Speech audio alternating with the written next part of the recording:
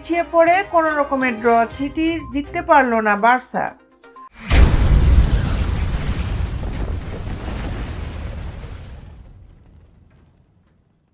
টানা 7 ম্যাচ জয়হীন থাকার পর নটিংহাম ফরেস্টের বিপক্ষে ম্যাচ দিয়ে জয় ফিরেছিল ম্যানচেস্টার সিটি। কিন্তু জয়ে ফেরার সুখস্মৃতি খুব বেশিক্ষণ স্থায়ী হলো না প্রিমিয়ার লিগের বর্তমান চ্যাম্পিয়নদের। প্রিমিয়ার লিগে ক্রিস্টাল প্যালেসের সঙ্গে 2-2 গোলে ড্র করেছে তারা। তবে ম্যাচের ফল সিটির জন্য আরও খারাপ হতে পারত। ম্যাচে দুবার পিছিয়েও পড়েছিল তারা, যদিও শেষ পর্যন্ত হারের যন্ত্রণা নিয়ে মাঠ ছাড়তে হয়নি তাদের। আর্লিং হল্যান্ড ও রিকো লুইসের গোলে 1 পয়েন্ট জুটেছে পেপ গার্দিওলার দলের।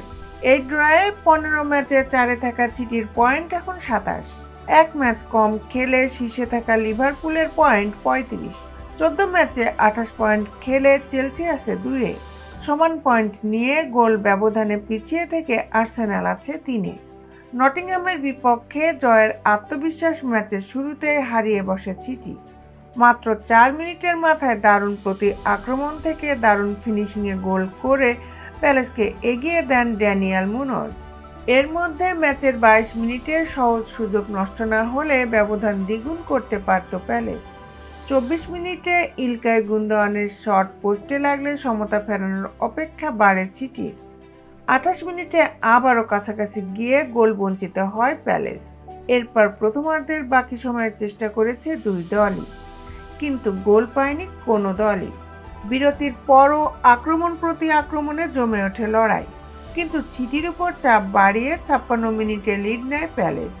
উইল হিউজেসের অ্যাসিস্টে এবার গোল করেন ম্যাক্সেন্সে ল্যাক্রোইক্স। পিছিয়ে পড়ে আক্রমণের ধার আরও বাড়িয়ে দেয় সিটি।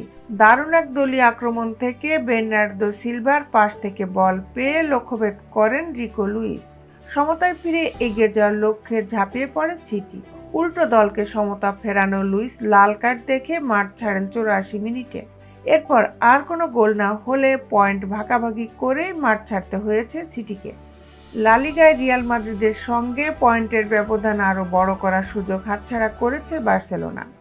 রিয়াল বেতিসের মাঠে বার্সা ড্র করেছে 2-2 গোলে। এরপর ম্যাচে 82 মিনিটে ফেরান তোরেস গোল করলে জয়ের আশা বাড়ে বার্সার। কিন্তু গোল করার সময়ে গোল করে বার্সাকে রুখে দেন আসানে দিয়াও।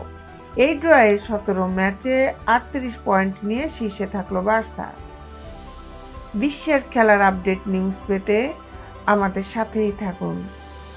Justice sports, Dhaka.